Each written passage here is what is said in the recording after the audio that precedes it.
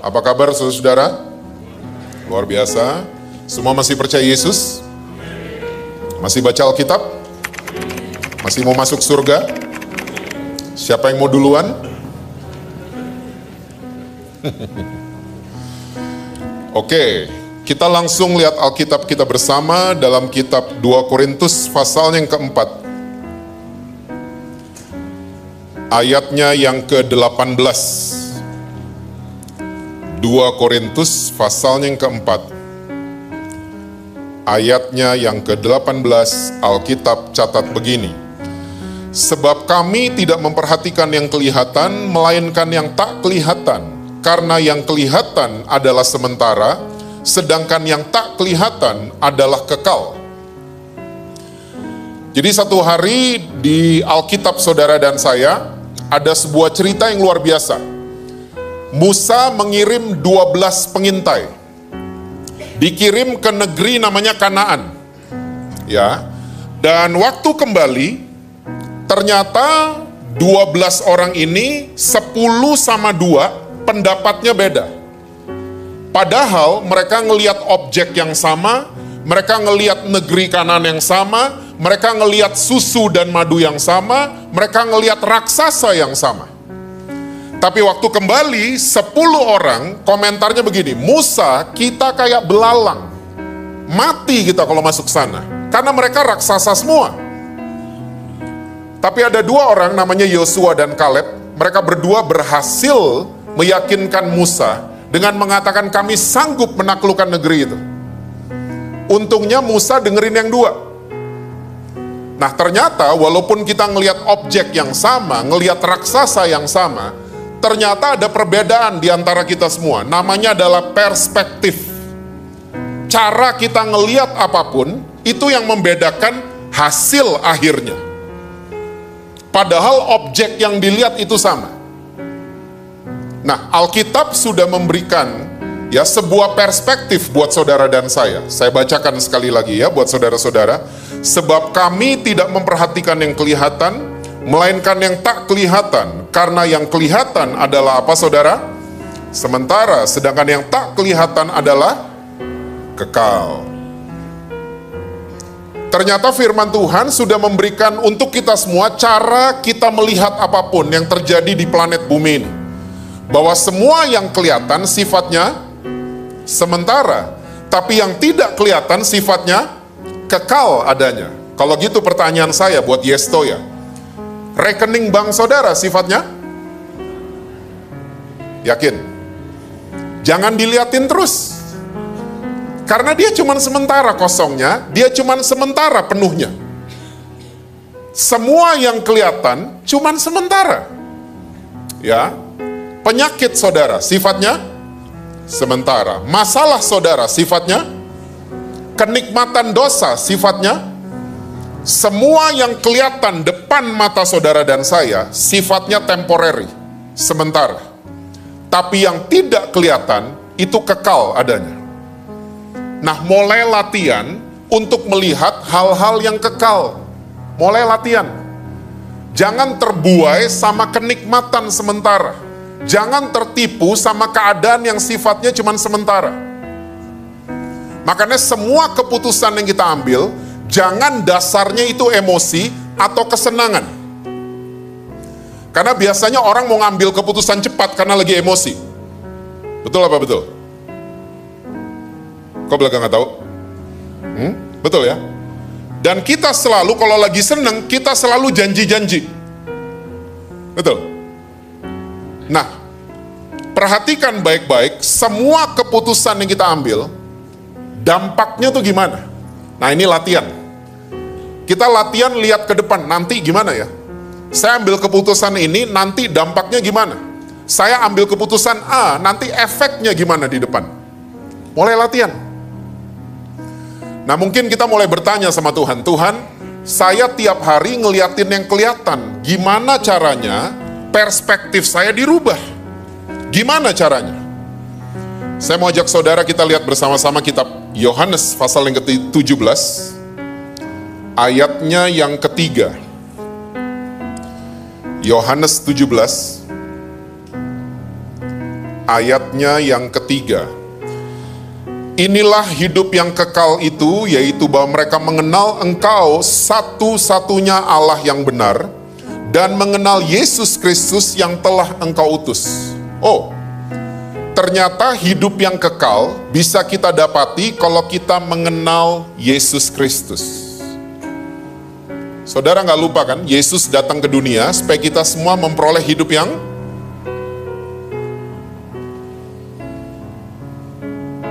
dan cara satu-satunya adalah kita kenal siapa dia. Nah, kata mengenal di ayat ini bukan mengenal secara intelektual. Tolong catat ini baik-baik di hati saudara. Ya, kata mengenal Tuhan bukan mengenal secara intelektual. Karena banyak orang Kristen suka datengin saya, mereka ngomong gini, Pak, saya mau kenal Tuhan. Oh bagus. Oleh sebab itu Pak, saya mau masuk sekolah Alkitab. Loh, kok gitu mikirnya? Sekolah Alkitab itu adalah tempat belajar bahasa asli, sejarah-sejarah. Bukan tempat mengenal Tuhan, bukan. Ya, kalau kita punya pikiran seperti ini, orang yang sekolah akuntan gimana? Gak bisa kenal Tuhan? Orang yang sekolah hukum gimana? Orang yang sekolah fashion gimana? Jadi bukan gitu cara mikirnya. Lalu ada orang Kristen lagi mikirnya begini, Pak, saya mau ambil S1, S2, S3 teologi ya. Wih, untuk kenal Tuhan. Saya mau beritahu saudara, kebanyakan S bisa dingin. Kaku. Gak bisa lihat salah orang. Gak bisa lihat kelemahan orang. Gak bisa lihat kekurangan orang lain. Kaku, gak bisa fleksibel. Waktu dicek ternyata gelarnya terlalu banyak di belakang namanya. Tapi sekali lagi saudara mau masuk sekolah Alkitab, mau ambil sampai S3 teologi ya silahkan. Tapi bukan begitu cara mikirnya dalam kita mengenal Tuhan. Karena kata mengenal di ayat ini diambil dari bahasa asli namanya adalah ginosko. Yang kalau diterjemahkan ke bahasa Indonesia artinya adalah keintiman kita dengan Tuhan. Itulah hidup yang kekal. Jadi bukan cuman tahu-tahu aja. Ya, ayat ini bahasa aslinya apa, ayat ini latar, bukan cuman itu. Tapi ada keintiman gak kita sama Tuhan? Itulah the eternal life. Hidup yang kekal. Saya takutnya begini, kalau kita nggak ada keintiman sama Tuhan, saya takutnya yang terjadi adalah kita nggak berbuat dosa karena nggak ada kesempatan. Pernah dengar? Atau pernah ngalamin? Sebelahnya ada suami terus, jadi nggak bisa bikin dosa. Sebelahnya ada istrinya terus, jadi nggak bisa bikin dosa. Sebelahnya ada kakak rohani, ada ketua FA, jadi nggak bisa bikin dosa. Nggak bikin dosa, cuman karena nggak ada kesempatan. Gilirannya ada kesempatan, nah ini dia. Karena apa? Di dalam sini nggak ada keintiman sama Tuhan. Yakobus mencatat, dosa lahir dari keinginan di dalam hati. Hatinya ternyata udah kotor. Makanya saudara, di Betani Yestoya, jangan suka ketipu sama penampilan. Saya udah ketemu banyak orang, rambutnya cepak, hatinya gondrong. Saya ketemu sebaliknya juga banyak. Saya ketemu banyak orang, rambutnya gondrong, hatinya malah luar biasa. Yesus kan gondrong, hatinya luar biasa. Jangan suka ributin penampilan. Setuju?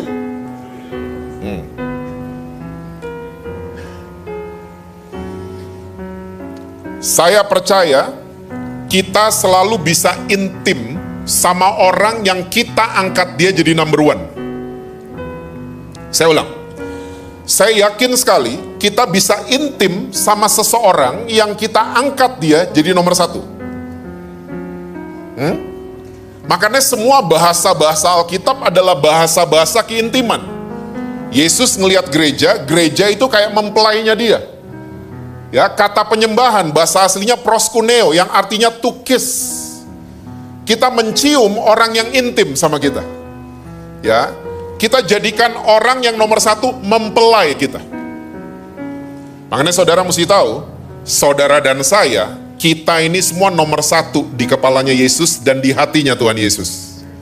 Makanya dia mau datang dan mati buat kita semua. Nah sekarang sebaliknya, Yesus nomor satu nggak buat kita? Kita bisa jawab masing-masing. Karena kalau dia nggak nomor satu, kita akan sulit intim sama dia. Karena tolong ingat baik-baik saudara, kita akan selalu dengerin yang nomor satu. Tatanan masyarakat hari ini terlalu banyak sosial media sekarang. Kita selalu mau dengerin orang-orang yang followernya banyak. Betul apa betul?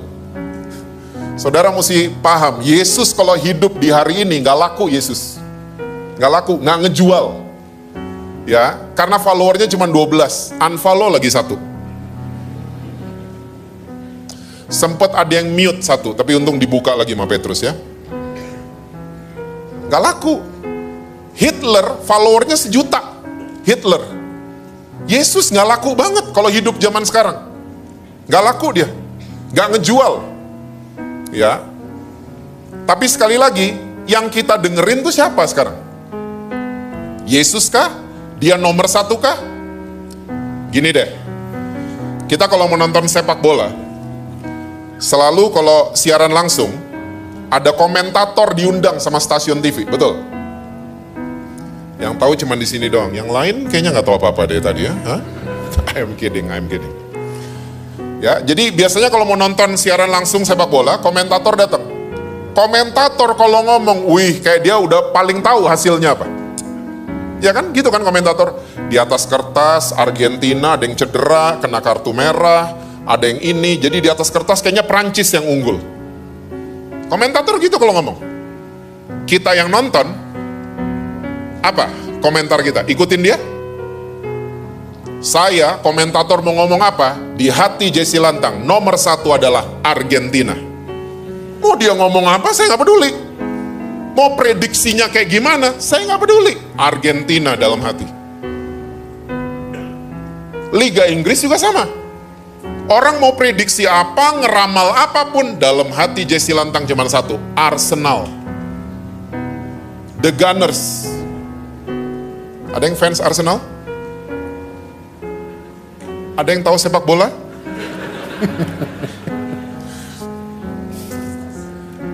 Ya. Saya nggak pernah buka-buka IG-nya MU, MCT, nggak pernah. Yang saya buka Instagram-nya Arsenal. Nah sekarang kita sama Yesus gitu nggak? Yesus nomor satu nggak? Karena waktu saya harus cepat, saya akan kasih lihat sebuah cerita di dalam Alkitab. Ada seorang yang pengen menyamakan Yesus dengan yang lain. Ya, kita buka sama-sama Matius pasal yang ke-17. Ayat 1 sampai dengan ayat yang ke-8. Matius 17. Kita baca berganti-gantian boleh? Boleh ya, saya yang ganjil, saudara yang genap. Ya, karena ganjil genap lagi populer. Ini judulnya Yesus dimuliakan di atas gunung. Saya mulai ya. 6 hari kemudian Yesus membawa Petrus, Yakobus, dan Yohanes saudaranya, dan bersama-sama dengan mereka ia naik ke sebuah gunung yang tinggi. Di situ mereka sendiri saja. Saudara?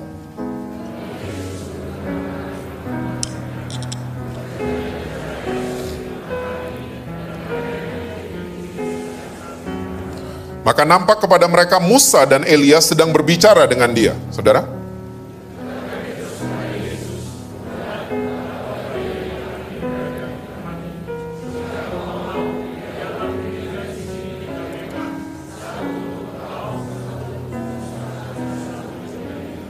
Dan tiba-tiba sedang ia berkata-kata, ini Petrus lagi berkata-kata, turunlah awan yang terang menaungi mereka.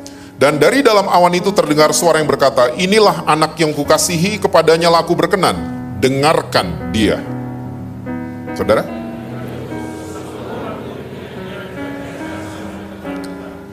Lalu Yesus datang kepada mereka dan menyentuh mereka sambil berkata, berdirilah, jangan takut. Saudara?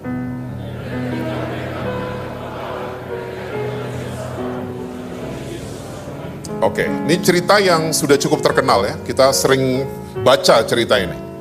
Nah, satu hari Alkitab catat Yesus ngajak 3 muridnya. Siapa tadi? Petrus, Yakobus, sama Yohanes. Diajak naik gunung yang tinggi. Nah, ini banyak tafsiran mengatakan ini gunung Horeb kalau gunungnya tinggi. Karena gunung Horeb adalah gunung tertinggi di Israel. Nah, diajak naik.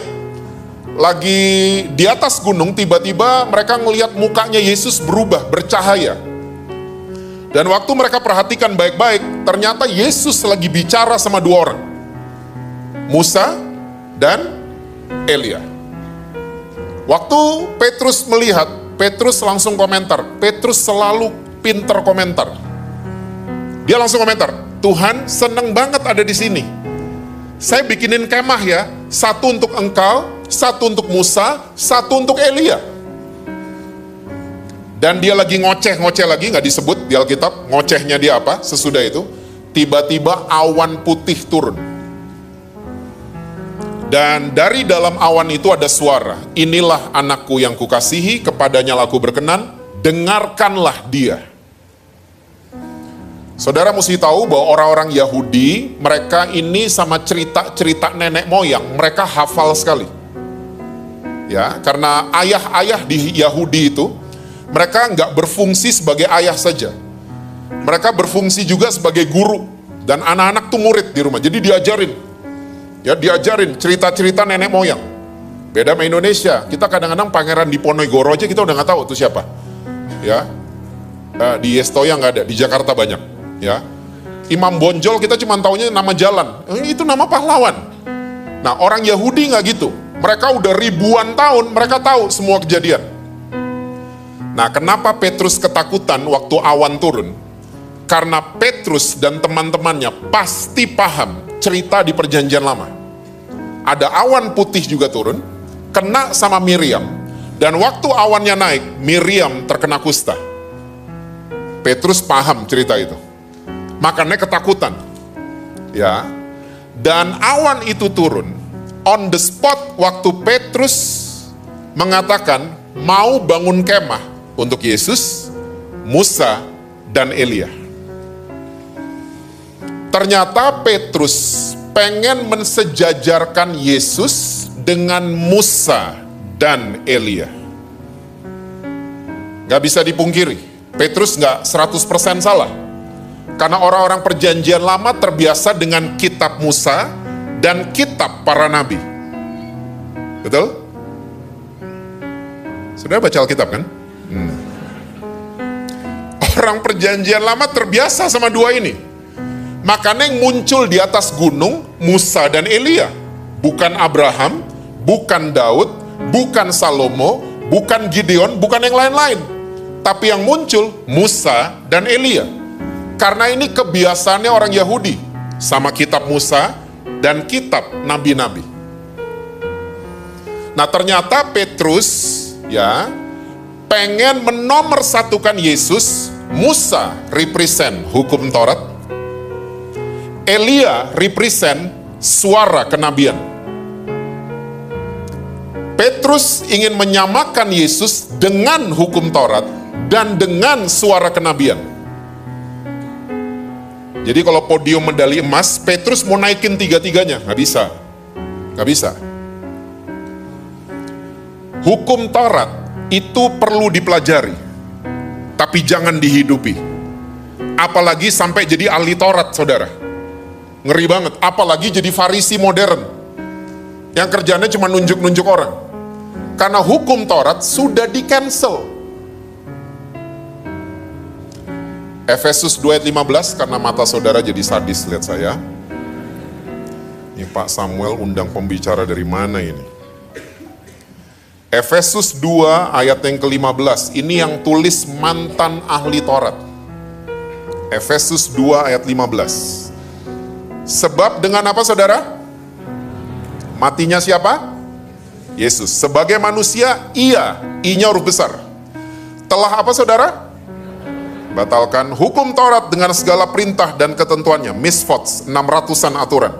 Untuk menciptakan keduanya menjadi satu manusia baru di dalam dirinya, dan dengan itu mengadakan damai sejahtera. Makanya saya mau katakan sekali lagi, hukum Taurat dipelajari nggak apa-apa, tapi jangan dihidupin. Apalagi kita sampai jadi ahli Taurat, kerjanya cuma nunjuk-nunjuk orang. Karena dunia nggak perlu ditunjuk-tunjuk, LGBT nggak perlu ditunjuk-tunjuk, nggak perlu. Mereka perlunya dirangkul, bukan dipacarin ya, dirangkul, diterima. dikasih tahu the beauty of Jesus. Saya waktu tahu ini semua, saya tobat setobat-tobatnya, saudara. Saya pernah jadi ahli Taurat. Awal-awal saya melayani, kerjanya nunjuk-nunjuk orang. Saya tobat. Saya sadar, kita semua adalah orang-orang berdosa. Sama kita semua. Predikat kita sama. Orang-orang berdosa yang dibenarkan oleh darah Yesus. Sama kan kita orang berdosa? Masih roaming kayaknya. Kita ini orang-orang berdosa. Bedanya cuman satu ngaku, satu enggak. Betul. Satu ketahuan, satu enggak. Itu aja bedanya. Cuman predikatnya sama. Makanya kalau ada orang lagi sharing salahnya dia, mukanya di setel biasa aja. Ada orang nih datengin saudara. Dia ngaku semua salah yang dia buat. Mukanya biasa aja. Jangan, kok bisa gitu? Kok bisa gitu sih kamu? Hah? Jangan gitu-gitu. Di setel mukanya, setel. Biasa aja dengerinnya. Sama kok, bedanya dia ngaku, kita enggak. Gitu aja kan?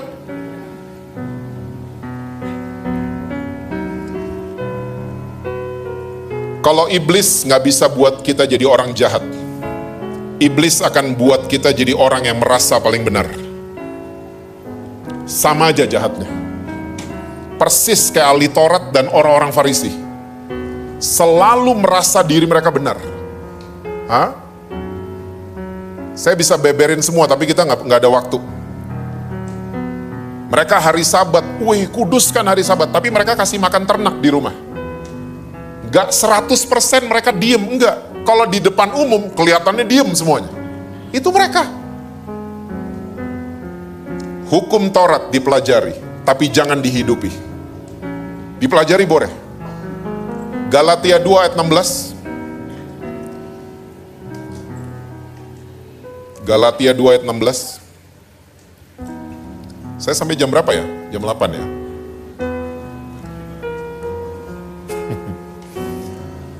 Kamu tahu bahwa tidak seorang pun yang dibenarkan oleh karena melakukan apa, saudara? Tapi hanya oleh karena apa? Iman dalam Kristus Yesus. Bulan ini tema besar gereja saudara soal iman yang menghasilkan mujizat. Ya. Sebab itu kami pun telah percaya kepada Kristus Yesus supaya kami dibenarkan oleh karena iman dalam Kristus dan bukan oleh karena melakukan hukum Taurat. Sebab tidak ada seorang pun yang dibenarkan oleh karena melakukan hukum Taurat. Jelas kok ayat-ayatnya.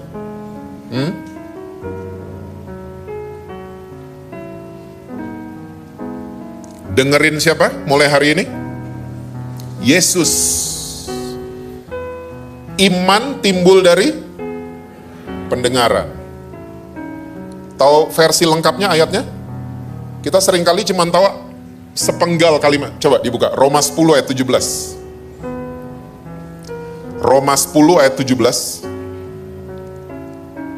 Jadi, ini Rasul Paulus lagi bicara ya tentang ketidakpercayaan orang Israel. Jadi, iman timbul dari pendengaran, dan pendengaran oleh apa? Firman-Nya siapa? Kristus. Dengerin apa kata Yesus. Jangan dengerin ahli-ahli Taurat. Karena iblis selalu memakai hukum Taurat untuk menuduh kita. You're not done enough. Udah baca 10 pasal, kurang. Ya, lihat dong temenmu, dia 20 pasal sehari. Gak pernah enough. Gak pernah cukup. Makanya Rasul Paulus menemukan, Christ is enough for me. Rasul Paulus. Dunia lebih perlu ahli kasih karunia hari ini. Jangan jadi ahli Taurat, jangan suka nunjuk-nunjuk orang. Jangan suka hakimin orang. Ya, mulai memandang mereka dengan kacamata kasih karunia. Yang setuju bilang amin. Yang kedua, Petrus ingin menyamakan Yesus sama suara kenabian. Elia represent suara kenabian. Saudara mesti tahu di perjanjian lama, Roh Kudus belum ada di dalam kita. Tahu itu? Asli loh, saudara baca Alkitab memang.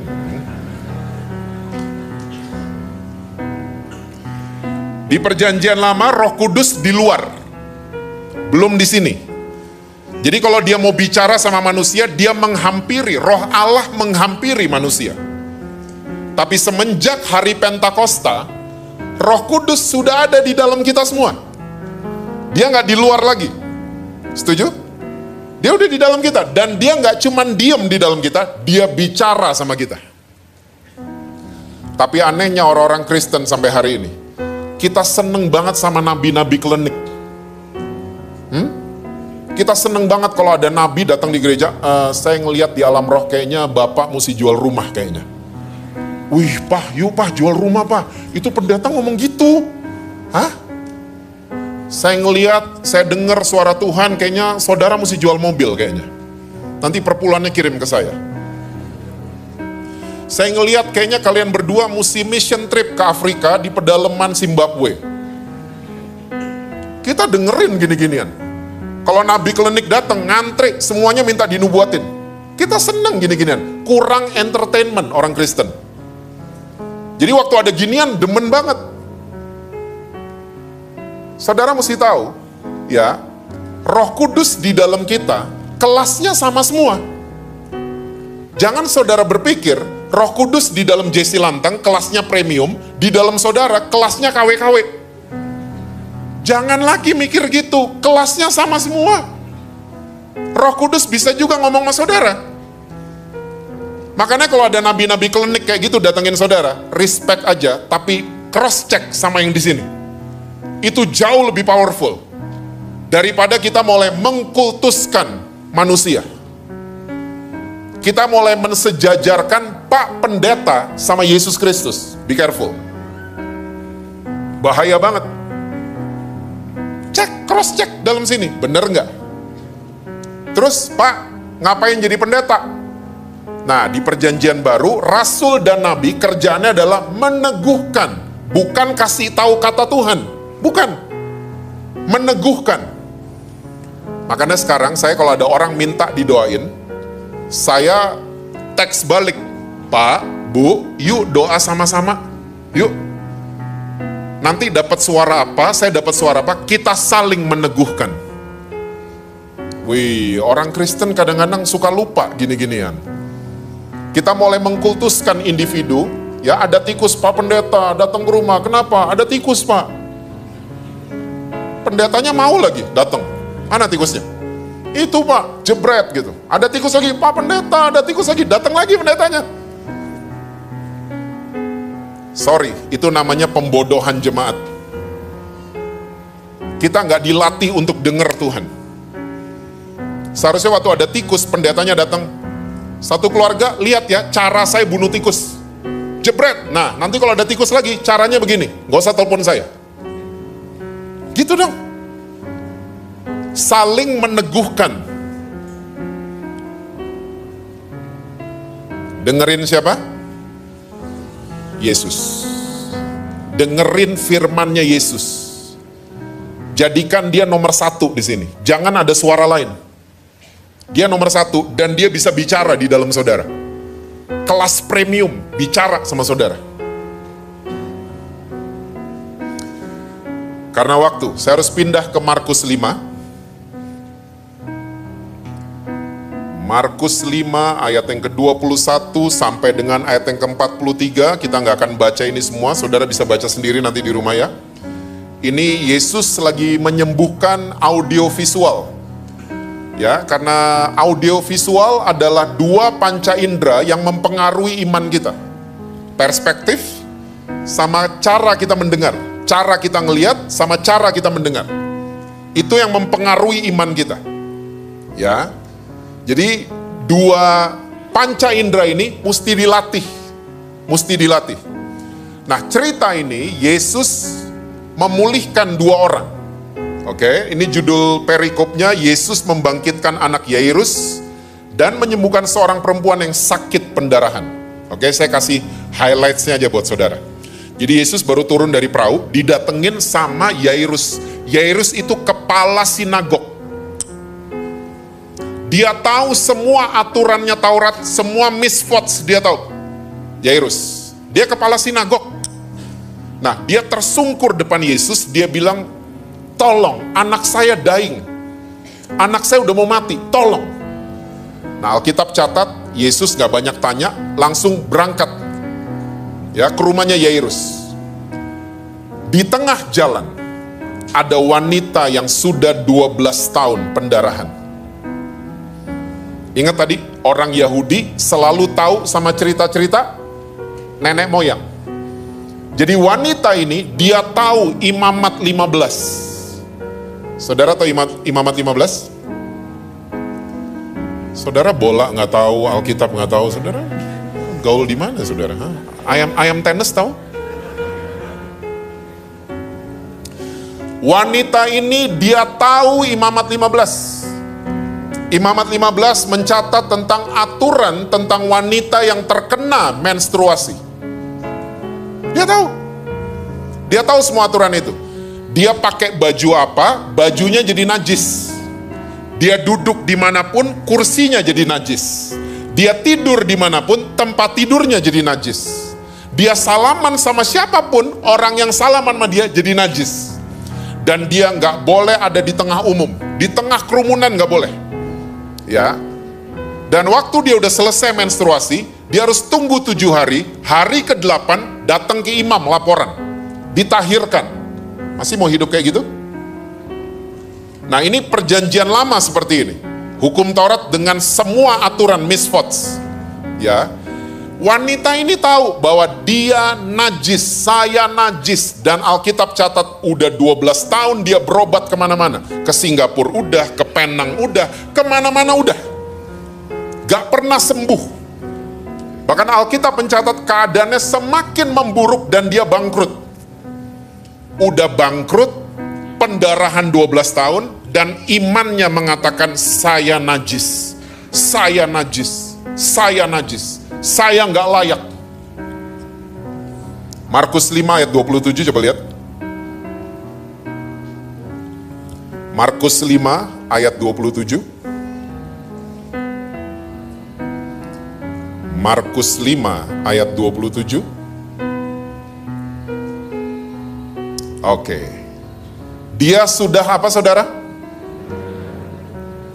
Berita-berita tentang siapa? The beauty of Jesus. Dia ini wanita pendarahan itu. Dia sudah mendengar berita-berita tentang Yesus. Maka di tengah-tengah orang banyak itu, wow. Ya, karena dia dengar soal Yesus, berani keluar. Ya, berani dia keluar. Maka di tengah-tengah orang banyak itu, ia mendekati Yesus dari belakang dan menjamah jubahnya. Dia punya kepercayaan, asalkan ku jamah aja aku akan sembuh. Benar. Dan ini semua ada artinya, saudara. Dia kenapa dari belakang? Karena di perjanjian lama gitu. Musa ngelihat Tuhan dari belakang. Mereka tahu cerita-cerita ini. Makanya wanita ini nggak nyegatnya dari depan. Woi, stop, nggak gitu. Dari belakang, pegang jubahnya. Oke? Dan waktu dia pegang, dia berasa bleedingnya stop. Dan waktu dia jamah jubahnya Yesus, Yesus berasa ada kuasa yang keluar. Yesus berhenti, lagi buru-buru loh. Dan Yesus lagi jalan sama siapa tadi? Yairus. Dan ini semua terjadi depan matanya Yairus. Dan ini lagi penuh orang keadaannya, kalau saudara baca. Yesus berhenti, siapa? Siapa yang jamah jubah? Saya merasa ada kuasa keluar. Siapa yang jamah? Murid-muridnya ngomong gini, guru, kita buru-buru, udahlah. Dan ini rame banget, mau cari gimana? Yesus insist. Siapa? Enggak, siapa yang jamah jubah? Wanita ini datang. Saya ketakutan. Karena masih setengah-setengah imannya. Beauty of Jesus sama najis. Masih amburadul, masih nasi campur imannya. Yesus waktu ngelihat dia, Yesus komentar gini, hai perempuan, imanmu telah menyelamatkan kamu. Go with peace. Pergi karena kamu sudah sembuh. Habis Yesus ngomong seperti itu, depan matanya Yairus. Yairus tahu Imamat 15. Tiba-tiba ada orang suruhan dari keluarganya Yairus. Datang dan bilang, Pak, anak bapak baru meninggal. Yairus sampaikan buat Yesus, udahlah kalau pakai bahasa sekarang, udahlah Pak, gak usah ke rumah saya. Anak saya udah meninggal Pak. Udah, gak usah. Yesus bilang gini, kamu jangan takut, percaya saja. Wow, ini 2 orang wanita ini, Yairus lagi disembuhkan, dipulihkan audio visualnya. Percaya saja. Sampai di rumah Yairus, udah meninggal. Yesus bilang, anakmu cuma tidur. Orang-orang ketawa. Yesus bilang, coba yang ketawa-ketawa suruh pergi. Dan sampai di depan jasadnya, anaknya Yairus, Yesus cuma ngomong satu kata, talitakum. Artinya, bangunlah, atau bangkitlah. Dan mujizat terjadi. Anak ini bangkit dari kematian. Saya percaya semua saudara sudah tahu, wanita kalau lagi menstruasi tidak bisa dibuahi dan tidak bisa melahirkan. Betul? Gak bisa. Nah, iman kita kalau mau menghasilkan mujizat, mesti di stop bleedingnya. Karena tanpa kita sadari, iman kita seringkali pendarahan. Karena iman kita mengharapkan materi-materi, pemberian-pemberian, kedudukan, posisi, itu iman kita begitu. Iman kita mengharapkan pemberian, dan waktu pemberian yang gak ada, kita kecewa sama Tuhan. Makanya di IR1 kemarin malam, saya katakan, jatuh cinta sama pemberinya, jangan sama pemberian. Ya, karena waktu kita dapat pemberian, belum tentu sama pemberi. Tapi waktu kita dapat sang pemberi, includes dengan pemberian-pemberian. Makanya jatuh cintanya sama pemberinya. Nah, kalau iman kita masih ditujukan kepada pemberian, ya ini itu, semua serba pemberian, kita masih bleeding. Dan kita nggak bisa melahirkan generasi baru. Banyak orang-orang Kristen hari ini suka datengin saya, Pak, anak saya udah nggak mau kebaktian, Pak. Ya, anaknya Yairus, by the way, dia umur 12 tahun, Gen Alpha. Banyak orang Kristen suka datengin saya, Pak, anak saya udah gak mau, Pak, ke gereja. Anak saya udah gak mau, Pak, doa sama-sama. Anak saya udah gak mau baca Alkitab. Tapi saya mau ajak saudara, mungkin saudara orangnya lagi mengalami hal demikian sama anak-anak. Tapi saya mau ajak saudara-saudara, mungkin kita yang mesti berubah. Iman kita yang mesti di stop bleedingnya. Dengan apa? Dengerin Yesus, dengerin firmannya Yesus. Mulai tahu pribadinya Yesus seperti apa. Jangan digoreng-goreng sembarangan. Saya percaya waktu iman kita di stop pendarahannya, saya percaya talitakum akan terjadi di rumah-rumah saudara. Anak-anak saudara akan bangkit dan mulai memuliakan Tuhan Yesus. Anak-anak saudara akan bangkit dan mulai melayani generasi mereka. Jangan suka nyalain generasi muda. Mungkin kita yang mesti berubah dalam kita melihat mereka. Mungkin kita yang mesti berubah duluan. Jangan harapkan mereka berubah duluan, karena kita nih teladannya mereka. Amin, saudara-saudara. Saya percaya talitakum juga akan lahir dari Betani Yestoya. Anak-anak muda akan lahir dari gereja ini, memuliakan dan melayani generasi mereka. We have to stop the bleeding. Cerita terakhir, karena udah habis waktu. Di perjanjian lama, ada cerita Elisa baru bangun tidur, didatengin sama bujangnya. Bujangnya ngomong gini, celaka tuanku, kota kita dikepung sama musuh. Elisa dengan bujangnya, dua-duanya orang biasa. Ya, kalau mereka tinggal di Malang, pasti mereka ke Soto Lombok pasti. Ya, dua-duanya orang biasa. Elisa bukan superhero, bukan. Dua-duanya manusia biasa. Tapi yang membedakan dua orang ini adalah audio visualnya mereka. Itu yang membedakan.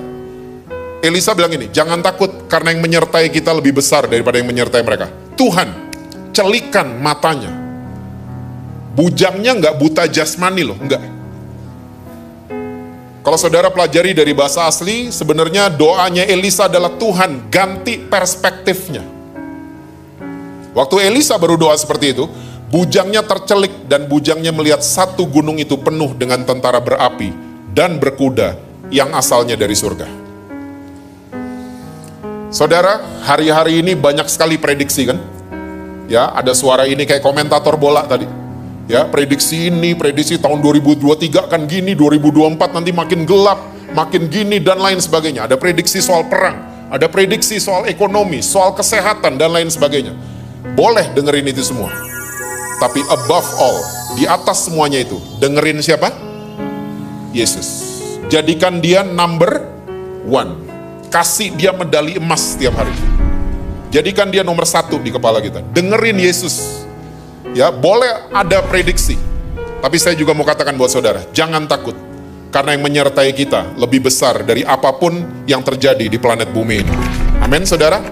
Iman timbul dari pendengaran akan firman-Nya Kristus. Tuhan berkati saudara-saudara semua. Selalu sukses, harmonis di rumah, dan rekening bank selalu penuh buat saudara.